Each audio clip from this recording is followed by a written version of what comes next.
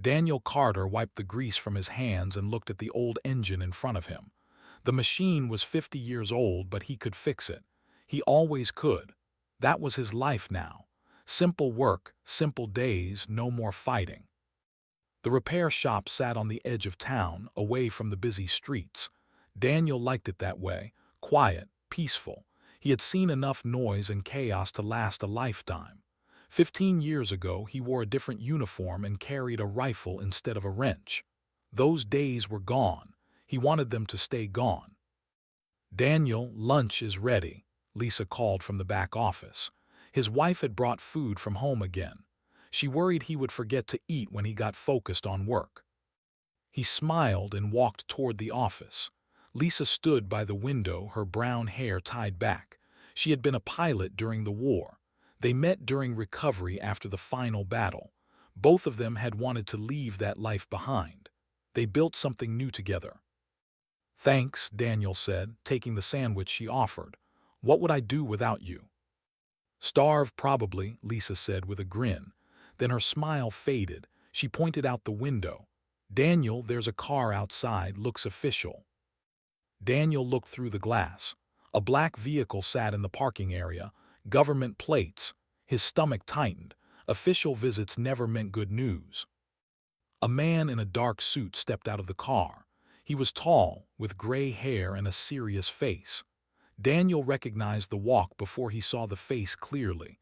Ambassador. They had met once before, years ago, at a military ceremony. "Stay inside," Daniel told Lisa.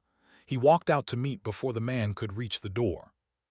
Stopped a few feet away. His expression was hard to read. "Daniel Carter." "That's me," Daniel said. "What does Earth's diplomatic office want with a mechanic?" "We need to talk," said. "Can we go somewhere private?" Daniel crossed his arms. "This is private enough. What's this about?" Looked around, then back at Daniel. 3 days ago, a diplomatic vessel entered Earth orbit. They sent a formal request to our government. They want to meet with you, specifically you. The name hit Daniel like cold water. He had not heard that word in years. The Empire. Alien race from the other side of known space. Earth had fought a bloody war against them 15 years ago. Thousands died on both sides before peace was finally agreed upon. "Why would they want me?" Daniel asked, but his mind was already racing. Memories he had buried deep started to surface. "We don't know," admitted. "Their queen herself sent the request. Queen. She used your full name, your military identification number, and said the matter was of personal importance. They don't make requests like this. Ever." Daniel felt his heart beat faster. Queen. He had heard that name before, but only in news reports after the war ended. They had chosen a new leader after their old government fell. He never paid much attention to alien politics. "What if I refuse?" Daniel asked. His face hardened. "Then we have a diplomatic crisis. The Empire is one of the most powerful forces in the galaxy. They helped broker peace in 3 sectors last year. Earth needs their goodwill. If their queen wants to meet you and you say no, it sends a bad message. So I'm being ordered to go." "No," said carefully, "but I'm asking you to consider what's at stake. Whatever you did, whatever connection you have with their queen, she remembers. The value honor and memory above almost everything. This matters to them." Daniel looked back at his shop, his simple, quiet life. Lisa stood in the doorway now, watching with worried eyes.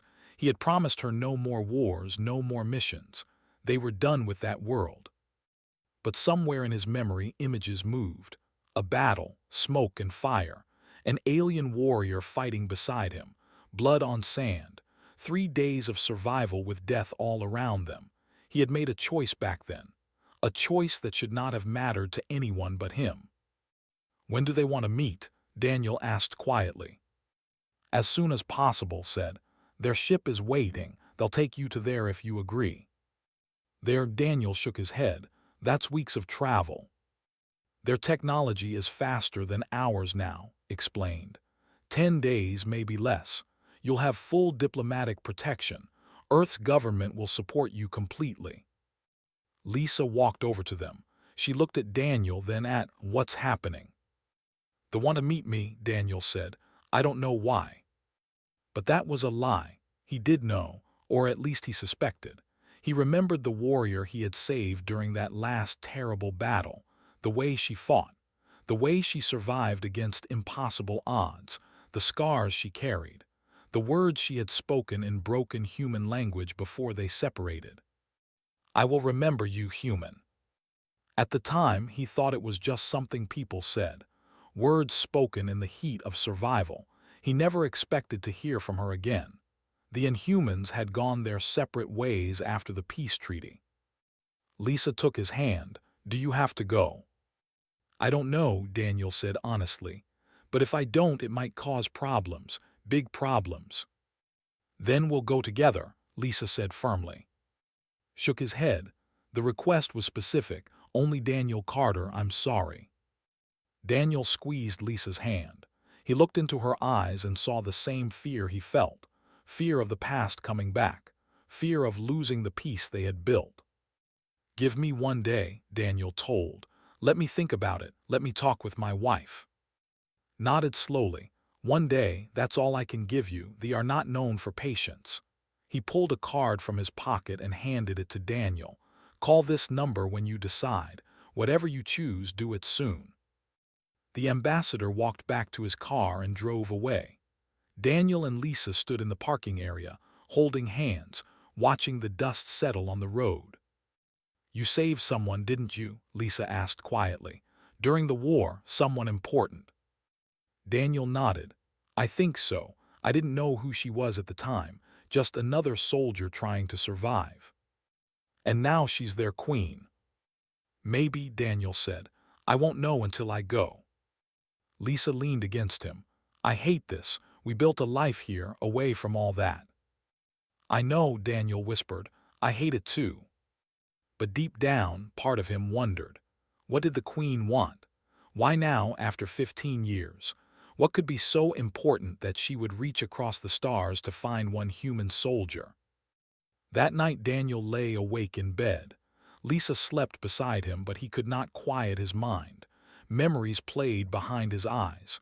The battle, the smoke, the alien warrior who refused to give up, the choice he made to help instead of run.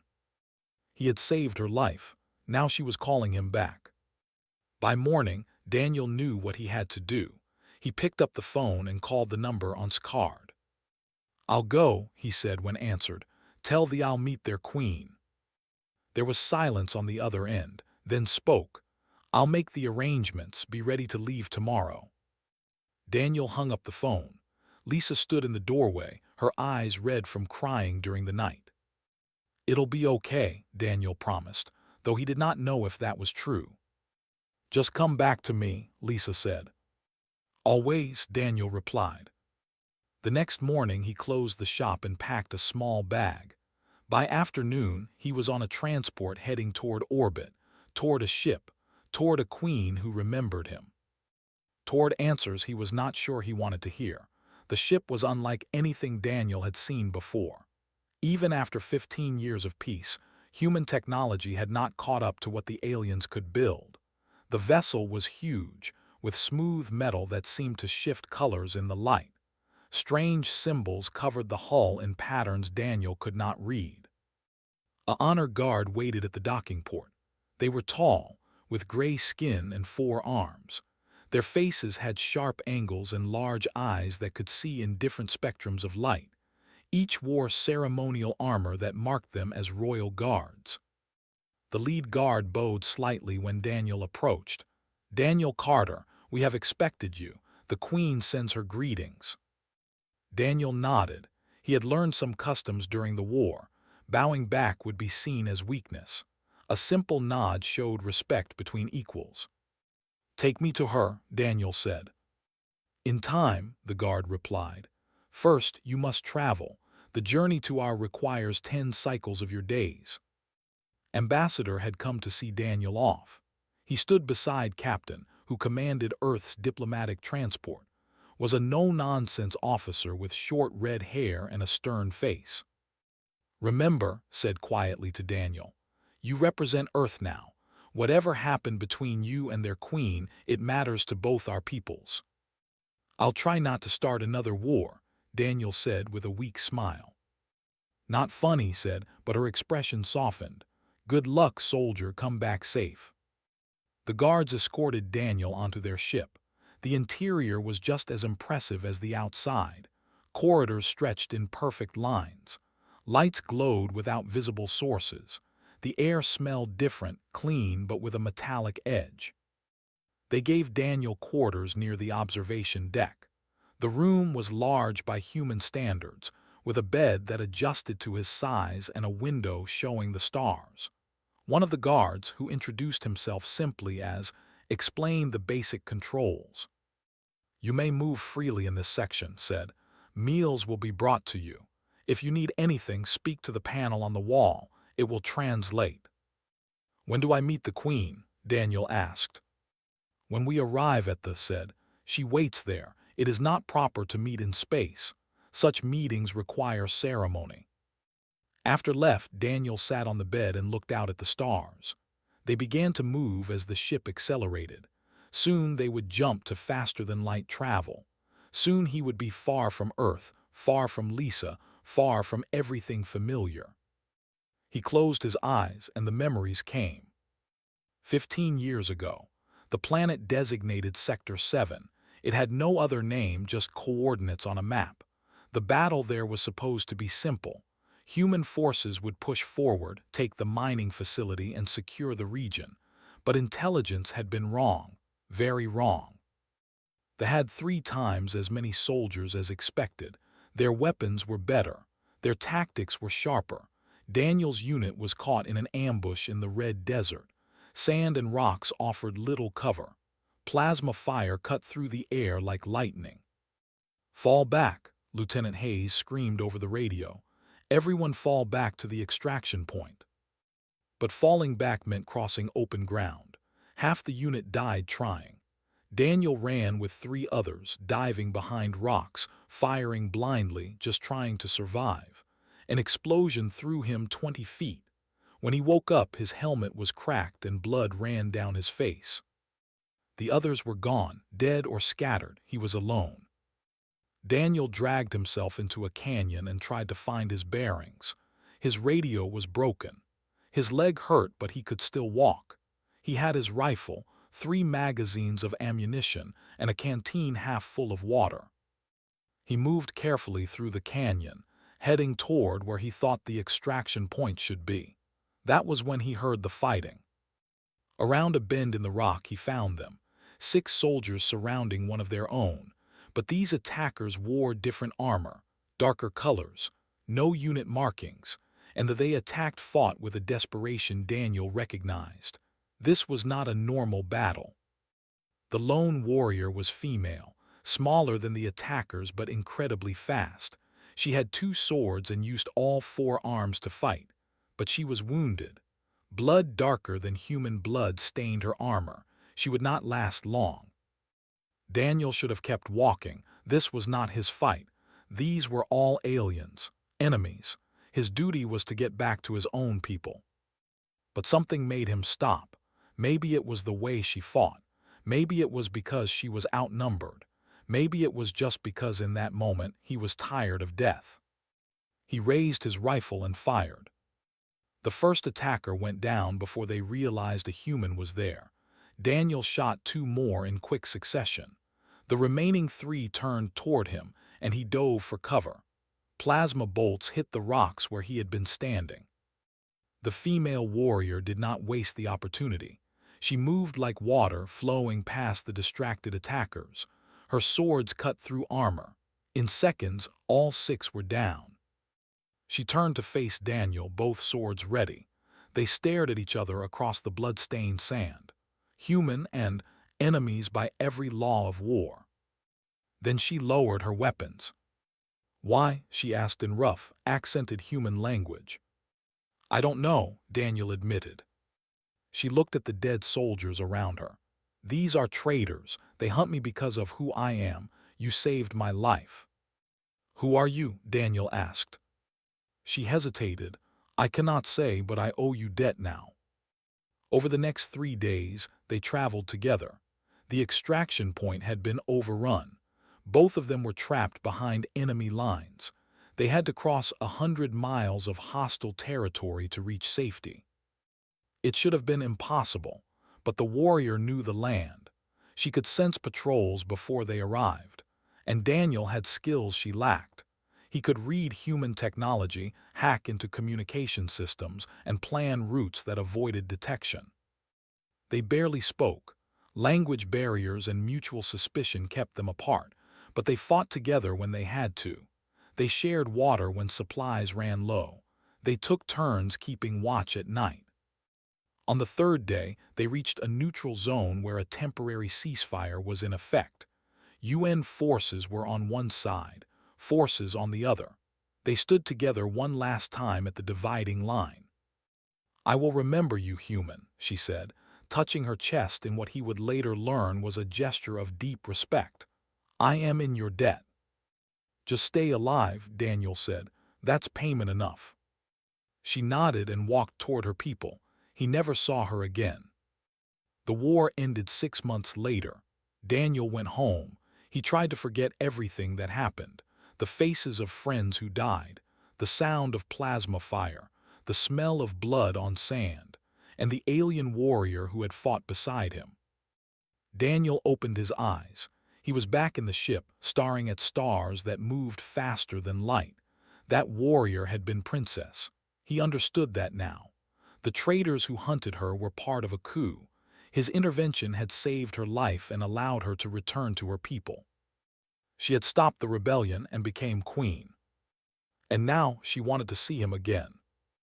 Days passed slowly. Daniel ate the food they brought him. It was adapted for human biology, bland but nutritious. He exercised in his quarters to stay sharp. The guards checked on him twice a day but said little. On the 7th day, came to his quarters with a message. "We will arrive at thee in 3 cycles," the guard said. "The queen has prepared a formal audience. You will be escorted to the palace immediately upon landing." "What does she want from me?" Daniel asked. His expression was unreadable. "That is not for me to say. But know this, human. The queen does not give her time lightly. Whatever you did, it changed our empire. Many of us owe our lives to her leadership. If you are the reason she still lives, then we owe you as well."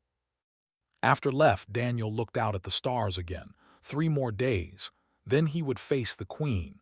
Then he would get his answers. He thought about Lisa back on Earth. He had sent her messages through the ship's communication system, but responses took days because of the distance.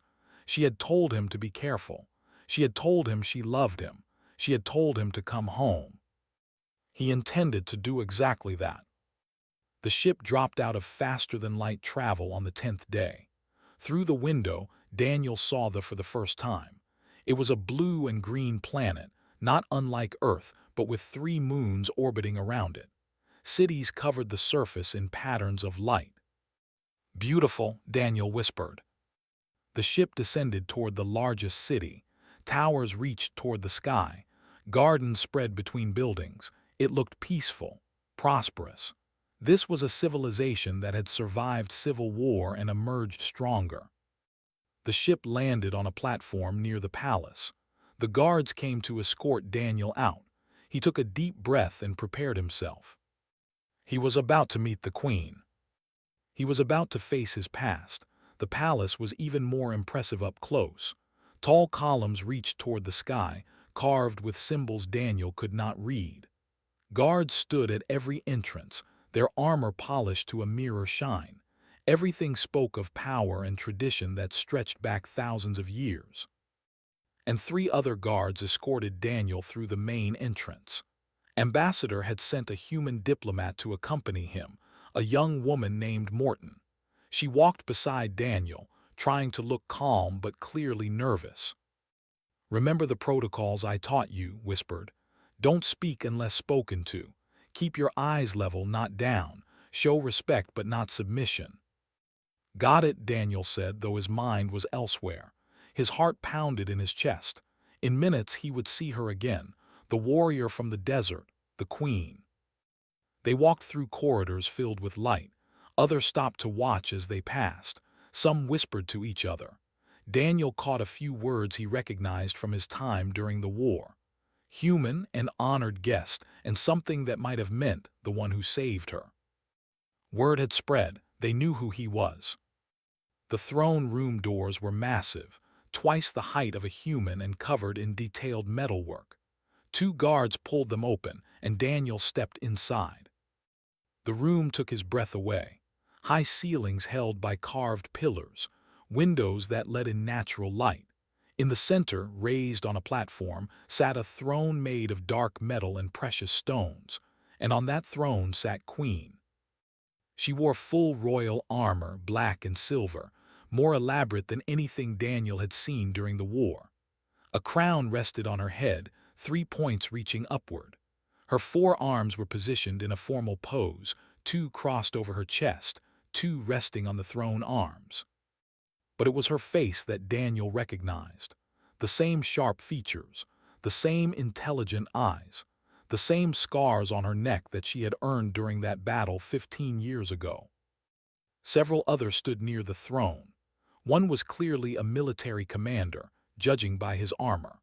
Another wore robes that suggested he was some kind of advisor, and standing slightly behind the throne was a young, barely more than a child by their standards, watching everything with wide eyes. Stepped forward and bowed deeply. "Your Majesty, we present Daniel Carter of Earth as you requested." Stood slowly. Even from across the room, Daniel could see recognition in her eyes. She took 1 step down from the platform, then another. The others in the room stirred, clearly surprised. The military commander looked alarmed. "Your Majesty," he said quickly, "protocol suggests you remain on the throne during first audience." Ignored him. She walked across the room until she stood directly in front of Daniel. They were almost the same height. Her 4 arms moved, 2 reaching out, 2 staying at her sides. She touched his shoulder with 1 hand, the gesture gentle despite the strength he knew she possessed. "Do you remember me, human?" she asked in perfect English, much better than the broken words she had spoken 15 years ago. "Yes," Daniel said simply, "I remember you." A ripple of shock went through the room. Apparently, using her name without her title was a breach of protocol, but did not seem to care. A small smile crossed her face, the first emotion she had shown. "I told you I would remember," she said quietly. "I have thought of you often over these years, wondered if you survived the war, wondered if you returned to your home, wondered if you even remembered the warrior you saved." "I never forgot," Daniel admitted. "I just didn't know who you were." "I could not tell you then," said. "The coup was still active. If the traitors knew I lived, they would have hunted me more fiercely. Secrecy was my only protection." She stepped back and addressed the room, switching to her own language. The others listened intently. When she finished, she turned back to Daniel and continued in English. "I have told them the full story. How you found me wounded and surrounded. How you could have walked past, saved yourself, but chose to help an enemy instead. How you fought beside me for 3 days until we reached safety. How your actions allowed me to return and stop the rebellion before it destroyed our empire." The military commander stepped forward. His expression was hard to read, but his body language suggested skepticism. "Your Majesty, with respect, why was this never reported? Why do our records show you survived alone?" "Because I ordered it so," Commander Vex said sharply. "At that time, admitting a human saved my life would have given ammunition to the traitors. They already claimed I was too weak to rule, too sympathetic to other species. I needed strength, not questions." Vex bowed his head. "I understand, Your Majesty, but that was 15 years ago. Why reveal this now?" Turned back to Daniel. "Because the debt remains unpaid. In our culture, a life debt is sacred. He saved my life, and I have carried that obligation ever since. Now that our empire is stable, now that peace holds between our peoples, it is time to honor that debt properly. I don't want payment, Daniel said. I did what anyone should do. You needed help, I gave it. Murmurs spread through the room. Morton grabbed Daniel's arm and whispered urgently, "That's not how they think. You can't just dismiss a life debt. It's a huge insult." But looked pleased rather than offended. "This is exactly why I remember you, Daniel Carter. You act without expectation of reward. You help because it is right, not because it benefits you. This is rare, even among my own people." The young behind the throne stepped forward. "Mother, is this the human from your stories?" Mother, so this was her son, the prince. He looked at Daniel with open curiosity. "Yes," said gently. "This is Daniel Carter. Without him, I would have died in that desert. You would never have been born. Our empire might have fallen to the traitors." Approached Daniel carefully, studying him like he was something from a history book. "You are smaller than I expected. Humans are not as large as our people." "We make up for size in other ways," Daniel said with a slight smile. "I have read about your species," continued. "Your world is dangerous. Extreme temperatures, predators, diseases. You evolved to survive where many species could not." "Something like that," Daniel agreed.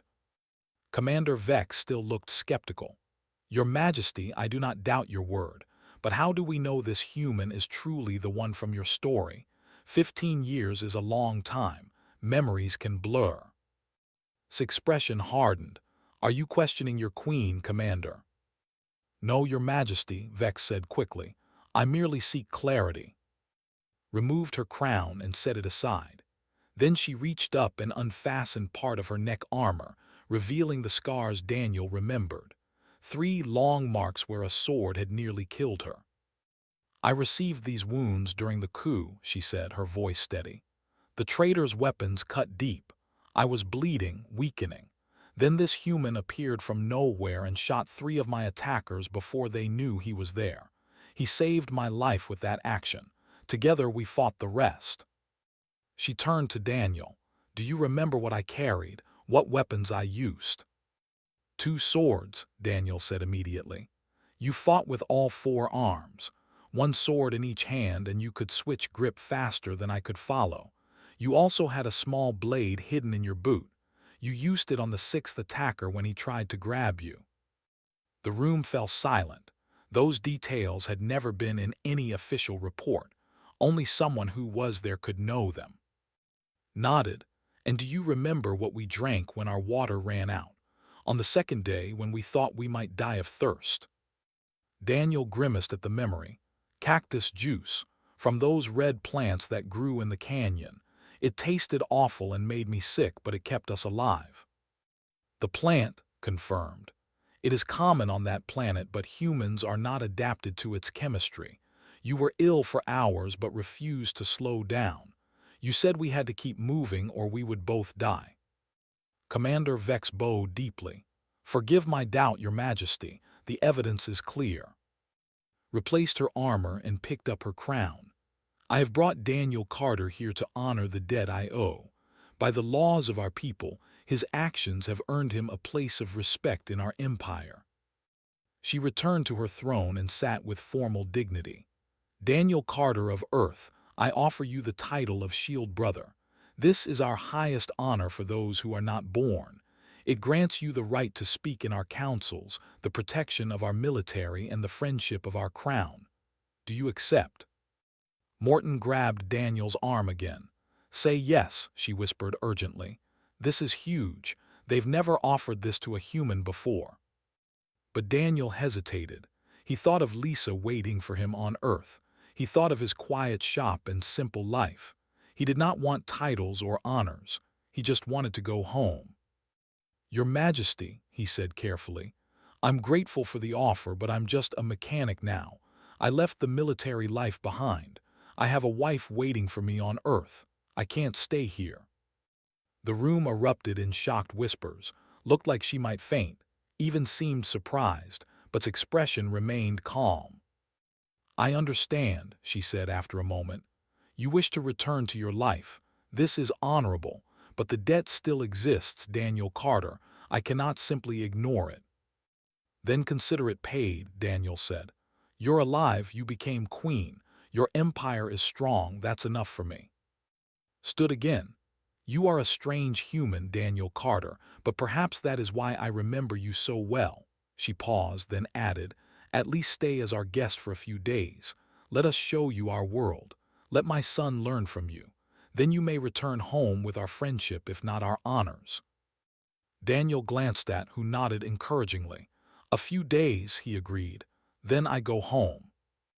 Agreed, said. She made a gesture and servants appeared to escort Daniel to guest quarters. As he left, he looked back once, was watching him with an expression he could not quite read. Respect, certainly, but also something else. Concern, maybe, or worry. He did not know why a queen would worry about a mechanic from Earth, but he would find out soon enough. Daniel spent 2 days as a guest in the palace. They treated him with unusual respect. Servants brought him food adapted for human biology. Guards bowed when he passed. Prince visited twice, full of questions about Earth and humanity. On the third morning, invited Daniel to join her on a visit to one of the orbital stations. Morton and Commander Vex would accompany them. It was supposed to be a routine inspection. The shuttle ride took an hour. The station was massive, a ring structure that rotated to create artificial gravity. Thousands of lived and worked there. It served as both a military outpost and a civilian hub for ships traveling through the sector. Walked through the corridors with Daniel beside her. She pointed out different sections, explaining their purposes. Despite her royal status, she seemed relaxed, almost like the warrior he remembered from the desert. You really built something here, Daniel said, looking at the organized activity around them. After the coup, after the war, you brought stability. I had help, said. Good advisors, loyal soldiers, and the memory of what happens when leaders fight among themselves instead of working together. They reached the command center. Officers stood at attention when the Queen entered. The station commander, a female named, gave a brief report on operations. Everything was routine. Then the alarms went off. Red lights flashed throughout the command center. Officers rushed to their stations. Display screens showed multiple ships dropping out of faster-than-light travel near the station, ships that did not respond to identification requests. Battle stations, Commander ordered. All personnel to defensive positions. Your Majesty, please proceed to the safe room immediately. But move to the main display instead. Show me those ships. The screens zoomed in on the approaching vessels. They were old military designs, but modified. Weapons systems that should not exist on civilian ships, and they were painted in dark colors with no official markings.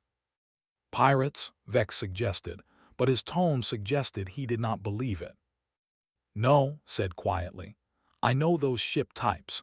These are the same vessels the traitor faction used during the coup, the ones who escaped after the rebellion failed. Daniel felt his combat instincts kick in. He had not been a soldier for 15 years, but some training never left. How many? 12 ships, reported, armed with plasma cannons and missile systems. We have 8 defense platforms and 60 fighters, but if they focus fire on the station's weak points, they could breach the hull. Why attack now? Asked, her voice shaking. The coup was 15 years ago, why come back? Turned to look at Daniel, and understanding dawned in her eyes. Because I'm here, and because you're here, the traitors want revenge. They've been hiding, waiting for an opportunity. Now the human who saved my life stands beside me on a station far from the... They see weakness. They see wrong, Daniel said flatly. An explosion rocked the station. One of the attacking ships had fired without warning. The defense platforms returned fire, but the enemy ships were fast and well coordinated. Your Majesty, you must evacuate, Vex insisted. Take the shuttle back to the... If I run now, they'll chase me, said, and they'll destroy this station to make a point. Thousands of civilians live here. Another explosion, closer this time. The station shuddered. Alarms blared louder. Daniel moved to the tactical display. Years of military experience took over. He studied the enemy formation, their attack pattern, the station's defenses. They're herding your fighters into kill zones. See, 3 of their ships hang back while the others push forward. When your pilots chase, those 3 cut them off. Commander looked at him with surprise. You have tactical training. Marine Corps, Daniel said. Infantry and special operations. I've seen this tactic before. It's effective against pilots who fight by the book. Then how do we counter it? Demanded. Daniel pointed to the display. Stop fighting their way. Your pilots are trained to engage directly, match speed and firepower. But humans learn to fight against superior technology. We use terrain, unpredictability, and we target their assumptions. The station is not terrain, said. We are in open space. No, you're not, Daniel countered. You have debris from the construction that built this place. You have cargo containers waiting for transport. You have 60 fighters that can hide, ambush, and scatter before they respond. Make them chase ghosts. Make them spread out. Then hit them when they're isolated. Looked at, can our pilots do this? It goes against standard doctrine, said slowly. But so does attacking a station with the Queen aboard. These traitors do not follow rules. Perhaps we should not either. Another explosion. Screens showed one of the defense platforms destroyed. The enemy was getting closer. Do it, ordered. Commander, transfer tactical control to Commander Vex. Implement the human strategy. Your Majesty, protested, I'm not trained in human tactics. Then let the human guide you, said. She turned to Daniel. Will you help us? Daniel looked at, who nodded frantically. He thought about Lisa back on Earth. He thought about his promise to stay out of military matters, but people were dying. The station would fall if nothing changed. Tell your pilots to pull back, Daniel said too. Group them near those cargo containers in Sector 7. When the enemy follows, have them scatter in 6 different directions. The traitors will split up to chase. That's when you spring the ambush. Relayed the orders. The pilots responded instantly, trusting their commander even if the tactics seemed wrong. On the displays, Daniel watched the fighters retreat. The enemy ships surged forward, sensing victory. Now scatter, Daniel said. The fighters broke formation, each heading a different direction. The enemy hesitated for just a moment, then split up to chase individual targets, exactly as Daniel predicted. Defense platforms, focus fire on the ship at coordinates 479, Daniel ordered. All platforms together. Overwhelm its shields before it can react. The platforms fired in perfect synchronization. The targeted enemy ship exploded in a flash of light. The other enemy ships turned back, suddenly cautious. Fighters regroup and hit them from behind while they're distracted, Daniel continued. 2 fighters per enemy ship. One draws fire, the other shoots. Fast attacks, then pull away before they can respond. Translated the orders with increasing confidence. The pilots executed the maneuvers flawlessly. More enemy ships took damage. One lost power and began drifting. Another broke off and tried to flee. But the enemy commander was not stupid. The remaining ships formed a tight formation and concentrated fire on the station itself. Warning lights flashed across the command center. Hull breach in Sector 12, an officer reported. Emergency bulkhead sealing. Civilian casualties reported. They're going for the main reactor, said urgently. If they hit it, the whole station goes. Daniel studied the display. The enemy formation was strong, almost impossible to break with the forces they had. They needed help, more ships, more firepower. Do you have any human vessels in the sector? Daniel asked. The transport that brought Ambassador is still in orbit around yours, said, but it's unarmed, just a diplomatic ship. What about military? Daniel pressed. Shook her head. The nearest Earth fleet is 3 days away. Daniel swore under his breath. 3 days too late. Then he remembered something. During the war, he had served with a captain named Greg Palmer. Palmer commanded a patrol group that operated near the border regions. If he was still active, if he was anywhere nearby, if the old communication code still worked. "I need to send a message," Daniel said. "Long-range emergency frequency." "To whom?" asked. "Someone who owes me a favor," Daniel said, "and who might be close enough to help." Directed him to a communication console. Daniel's fingers moved across the controls, accessing frequencies he had not used in 15 years. He typed a message in old military code, the kind only veterans from his unit would recognize. "This is Daniel Carter, formerly of the 3rd Marine Special Operations, calling any human vessels in range. We have a situation at Station 7. Queen under attack by hostile forces. Request immediate assistance. Palmer, if you're out there, I'm cashing in that favor from Bangkok." He sent the message and waited. Seconds felt like hours. The enemy ships continued their assault. Another hull breach. More casualties. The station was dying. Then a response came through. A voice Daniel recognized, older but still strong. "Carter, that really you? This is Captain Greg Palmer, Earth Patrol Group 9. We're 40 minutes out and burning hard. Hold tight, we're coming." Relief flooded through the command center. Even the officers looked hopeful. "How many ships does he have?" asked. 6 patrol cruisers, Daniel said. "Light weapons compared to what we're facing, but better than nothing." "We just need to survive 40 minutes, said. "Can we do that?" Daniel looked at the tactical display. The enemy was pressing hard. The station's defenses were failing. 40 minutes might as well be 40 hours. "We need to make them hesitate," Daniel said. "Make them think twice about pushing. Commander, how much power do your main engines have?" The station's engines looked confused. "They are only for minor orbit corrections." "Why?" "Because we're going to move," Daniel said. "Not much, just enough. Point those engines at the enemy formation and fire them. The exhaust will scatter their ships. It won't hurt them, but it'll force them to reposition." "That is insane," said. "Station engines are not weapons." "Exactly," Daniel agreed, "which is why they won't expect it." Smiled, the same fierce expression she had worn during their fight in the desert. "Do it." The station's engines fired. Massive plumes of superheated plasma shot toward the enemy formation. The ships scattered to avoid the exhaust. Their tight formation broke apart. "Fighters hit them now," Daniel ordered, "while they're separated." The pilots struck with precision. 2 more enemy ships took critical damage. The rest began pulling back, regrouping at a safer distance. "We bought time," said with grudging respect.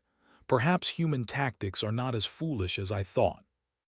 "We're not done yet," Daniel warned. "They'll regroup and try again. We need Palmer's ships here before that happens." The next 30 minutes were the longest of Daniel's life. The enemy probed the station's defenses, looking for weaknesses. The fighters held them off, but ammunition was running low. Another hull breach opened in Sector 18. Then finally, 6 Earth Patrol cruisers dropped out of faster-than-light travel. They were small compared to the vessels, but they moved fast and their weapons were precise. "This is Captain Palmer to Station 7. We're here to help. What do you need?" "Hit the enemy ships on the far right," Daniel said. "Drive them toward our fighters. We'll catch them between us." Palmer's ships opened fire. The enemy, caught between 2 forces, tried to flee, but the fighters were waiting. One by one, the enemy ships were disabled or destroyed. The last 2 vessels jumped away to faster-than-light travel, escaping into deep space. Silence fell over the command center. Then someone started clapping. Others joined in. Even Commander Vex looked impressed. Approached Daniel. "Once again, you saved my life, and the lives of thousands on this station." "Palmer saved us," Daniel said. I just bought us time." "You did more than that," Vex said grudgingly. "You showed us a different way to fight, one we had not considered." The celebration was cut short when another officer called out, "Your Majesty, we have reports of casualties in the civilian sections," and Prince was visiting the observation deck in Sector 12. "That area took damage." His face went pale. "Where is my son?" "Unknown, Your Majesty. Communications to that sector are down." Moved toward the exit, but Daniel was faster. He was already running. The corridor to Sector 12 was filled with smoke. Emergency lights flashed red. Alarms screamed through the damaged sections. Daniel ran through the chaos with close behind. Vex and several guards followed, but Daniel moved faster. His combat training took over. He read the damage patterns, avoided unstable sections, found the safest path through the destruction. Behind him, he heard calling her son's name. "Answer me." No response, only the sound of sirens and the hiss of escaping air from damaged seals. They reached the observation deck. The blast doors had sealed automatically, trapping anyone inside. The control panel was dead, no power. Daniel examined the manual override, but the mechanism was bent from the explosion. "Can you open it?" demanded, her voice tight with fear. "Working on it," Daniel said. He pulled a tool from his pocket, something he always carried from his mechanic days. The tool fit into the override mechanism, but the metal was jammed. Vex stepped forward. "Let me. Strength is greater than human." "No," Daniel said. "If you force it wrong, you'll break the seal completely. This needs precision, not strength." He worked the tool carefully, feeling for the catch point. Sweat dripped down his face. Behind him was silent, but he could feel her terror. She was a queen, but she was also a mother. The mechanism clicked. Daniel pulled the manual release. The doors groaned and slowly began to open. Smoke poured out. Daniel covered his face and pushed inside. The observation deck was a mess, broken glass from the viewing windows, overturned furniture, and in the corner, partially buried under debris, was. The young prince was unconscious but breathing. A piece of metal had fallen across his legs, pinning him down. Daniel rushed over and checked for injuries. Broken leg, definitely. Maybe internal damage, but alive. Appeared beside him. She made a sound Daniel had never heard from her, something between a sob and a prayer. Her 4 arms reached for her son, but Daniel stopped her. "Careful, his leg is trapped. If we move him wrong, we could make it worse." "Then tell me what to do," said, her voice breaking. Daniel positioned himself at the metal piece. "When I lift, you pull him out, gentle but fast, ready." Nodded, Daniel gripped the metal and lifted with all his strength. It was heavy, far heavier than it looked. His muscles screamed in protest, but he held it up. Pulled her son free with surprising gentleness. The moment was clear. Daniel dropped the metal. He fell to his knees, breathing hard. Vex and the guards rushed in with medical equipment. A medic examined quickly. "He will live," the medic announced. "Broken bones, mild concussion, but nothing critical. He was fortunate." Held her son close, all 4 arms wrapped around him protectively. She looked at Daniel and he saw tears in her eyes. He had not known could cry. "3 times now," she whispered. "3 times you have saved what I love most. First my life, then my people, now my son." "Anyone would have done the same," Daniel said, still catching his breath. "But only you did," replied. They evacuated to the safe room while crews worked to stabilize the station. Captain Palmer's ships docked to provide additional support. Medical teams treated the wounded. Engineers repaired the hull breaches.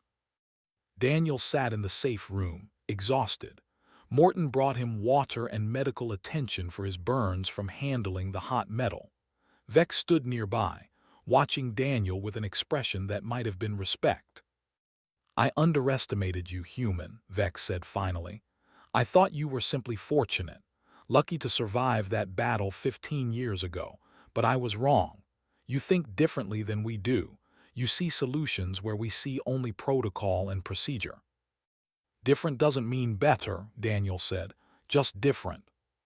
"Perhaps," Vex conceded, "but today different saved lives." Captain Palmer arrived an hour later. He was older than Daniel remembered, with gray hair and weathered features, but his handshake was still firm. "Bangkok was 10 years ago," Palmer said with a grin. "I figured that favor was expired." "Apparently not," Daniel replied. "Thanks for coming. When I heard you were on a station under attack, I knew it had to be serious. You always had a talent for finding trouble." They talked for a while, sharing stories from the old days. Palmer had stayed in the military, working the border patrols, keeping peace in contested regions. He had heard about Daniel leaving the service but respected the choice. "We all find our own way to survive after the war," Palmer said. "You found yours, I found mine." 2 days passed before the station was secure enough for normal operations. The traitor faction ships that escaped were being hunted by military vessels. The threat was not gone, but it was contained. Called a formal assembly in the station's main hall. All the senior officers attended. Captain Palmer and his crew were there as honored guests. Daniel stood beside Morton, feeling awkward in borrowed formal clothes. The Queen entered with full ceremony. Prince walked beside her, his leg in a medical brace but his head held high. The assembly fell silent. "3 days ago this station faced destruction," began, her voice carrying through the hall. "Traitors who thought themselves beyond justice returned to finish what they started 15 years ago. They failed. They failed because of bravery, because of loyalty, and because of a human who showed us a different way to think." She gestured toward Daniel. Daniel Carter could have evacuated when the attack began. He could have prioritized his own safety. Instead, he helped us defend this station. He coordinated our forces using tactics we had never considered. And when my son was trapped in danger, he risked his life without hesitation. Descended from the platform and approached Daniel directly. "I offered you the title of Shield Brother before. You declined, wanting only to return to your simple life. I respected that choice, but the debt I owe you has grown beyond what our traditions can easily measure. You have saved my life twice and my son's life once. By our laws, this makes you family." Daniel opened his mouth to protest, but raised a hand. "I do not ask you to stay," she continued. "I know your heart is with your wife on Earth, but I ask you to accept this gift. Not a title, not a position, but a bond between our peoples.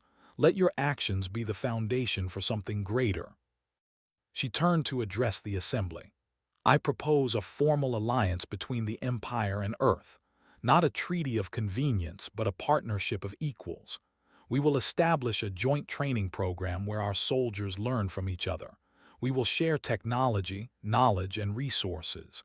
And we will stand together against any who threaten peace." The officers murmured among themselves. This was unprecedented. The Empire had trade agreements with other species, but true alliances were rare. Commander Vex stepped forward. "Your Majesty, I support this proposal.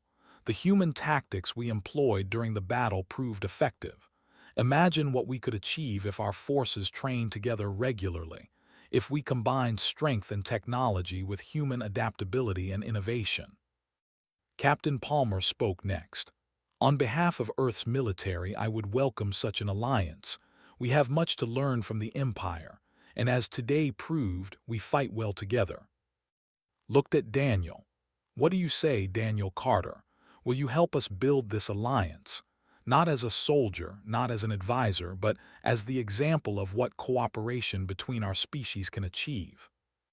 Daniel thought about Lisa. He thought about his shop on Earth. He thought about the quiet life he wanted. But he also thought about the thousands of people on this station who lived because of cooperation between human and forces. He thought about Young, who might grow up in a galaxy where humans and were true friends instead of former enemies. "I'll help," Daniel said finally. "Not by staying here, but I can train your people in human tactics.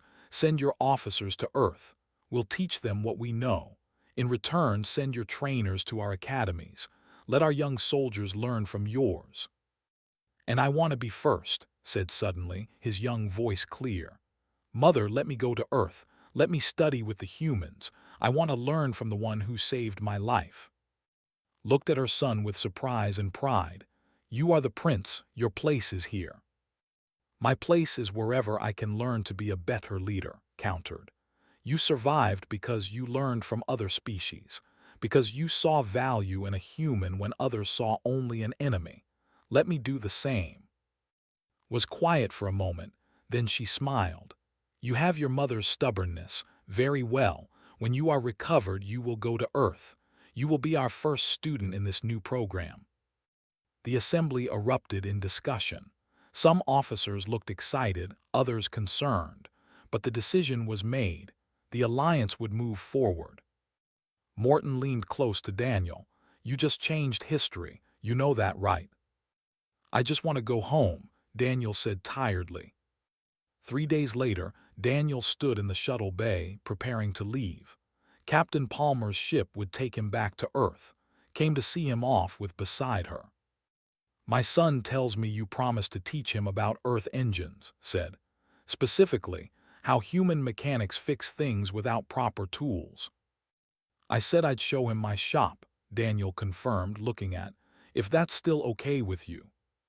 "It is an honor," said formally. Then he grinned, an expression very human-like. "And I am curious about these vehicles you call motorcycles." Placed one hand on Daniel's shoulder. "I meant what I said about family. You saved my life in a desert 15 years ago. You have saved it twice more since then. Whatever you need, wherever you go, the Empire will remember. You have our loyalty, Daniel Carter." "And you have mine," Daniel said, "for what it's worth." "It is worth more than you know," replied. The shuttle departed, leaving the station behind. Daniel watched through the window as they accelerated toward Earth. Soon he would be home. Soon he would see Lisa again. His communication device chimed. A message from Earth, from Lisa. "I saw the news reports about the attack. I saw your name in the briefings. I know you saved them again. I'm proud of you. But please come home safe. I miss you." Daniel typed a reply. "On my way home, should be there in 8 days. I love you, and I have a lot to tell you. Also, we're getting a prince as an apprentice mechanic. Long story." He closed the device and leaned back in his seat. Captain Palmer sat across from him, reading reports. "You okay?" Palmer asked. "Yeah," Daniel said, "just thinking." "About what?" "About how one choice can change everything. 15 years ago, I decided to help someone instead of walking away. Now humans and are going to be allies. Young soldiers from both sides will train together. Maybe they'll never have to fight each other like we did." "That's a good legacy," Palmer observed. "I just wanted to fix engines," Daniel said with a tired smile. "Sometimes the galaxy has other plans," Palmer replied. "You saved a queen, you stopped a coup, you helped forge an alliance. Not bad for a mechanic." Daniel looked out at the stars. Somewhere out there, Lisa was waiting. His shop was waiting. His simple life was waiting.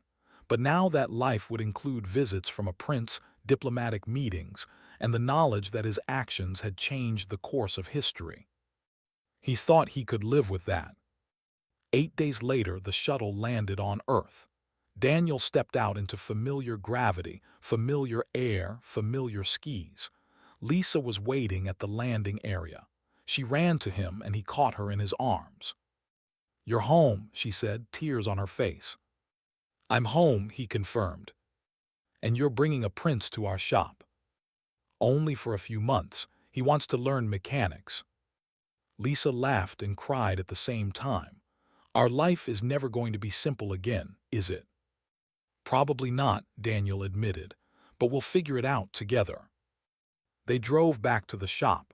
Nothing had changed. The same building, the same tools, the same small town.